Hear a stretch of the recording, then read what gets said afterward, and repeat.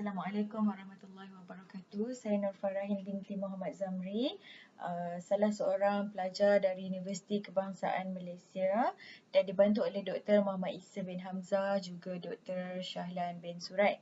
Jadi pada hari ini pembentangan yang akan dibuat adalah untuk tajuk Amalan Kaedah Pentaksiran Bilik Darjah Kurikulum Pendidikan Islam.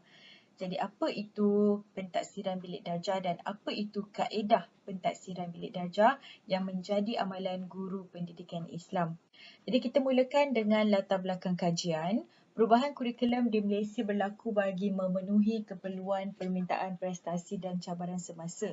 Oleh sebab itu, kajian semula kurikulum dan pentaksiran telah dilaksanakan dalam tempoh masa 13 tahun dan hasilnya adalah Pelan Pembangunan Pendidikan Malaysia PPPM 2013 hingga 2025. Jadi terdapat perubahan kurikulum dari segi kandungan, pedagogi dan pentaksiran dalam melaksanakan pendidikan di Malaysia agar setanding dengan prestasi pendidikan di negara-negara maju. Namun bagi konteks kajian ini adalah berfokus kepada perubahan pelaksanaan pentaksiran bilik darjah PBD yang merupakan salah satu komponen dalam pentaksiran berasaskan sekolah. Apa itu PBD? PBD adalah digunakan bagi menentukan tahap penguasaan murid dalam semua mata pelajaran termasuk mata pelajaran pendidikan Islam. Jadi bagi melaksanakan PBD ini secara berkesan, guru pendidikan Islam perlu melaksanakan PBD secara berterusan sepanjang proses PDP. Guru-guru perlu membuat perancangan, pelaksanaan, intervensi bagi murid yang berkeperluan, membuat perekodan seterusnya pelaporan.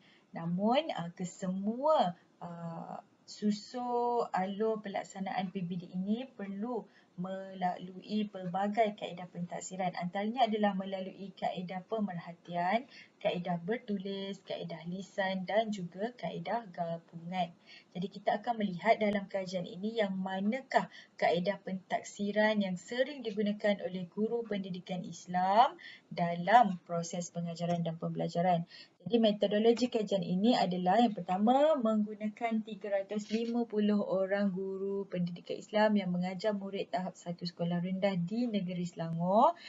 Bagaimana pengkaji mendapat jumlah responden yang terlibat adalah dengan menggunakan rumus Graduate and Morgan, kaedah tinjauan yang menggunakan soal selidik, seterusnya data soal selidik dianalisis dengan menggunakan mean frekuensi peratusan dan sisihan piawai.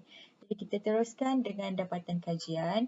Melalui kajian ini dapat dilihat bahawa kaedah pemerhatian merupakan kaedah yang paling tinggi dilaksanakan oleh guru pendidikan Islam semasa proses PDP. Yang kedua diikuti oleh kaedah bertulis, seterusnya kaedah gabungan dan seterusnya ialah kaedah lisan. Kaedah lisan ini adalah kaedah yang paling rendah digunakan oleh guru pendidikan Islam dalam proses pengajaran dan pembelajaran. Walau bagaimanapun, kaedah ini masih lagi berada pada tahap yang tinggi. Jadi kajian ini menunjukkan bahawa kaedah pentaksiran yang dilaksanakan oleh guru berada pada tahap yang tinggi, tidak kira dari segi pemerhatian, gabungan, lisan dan juga secara bertulis.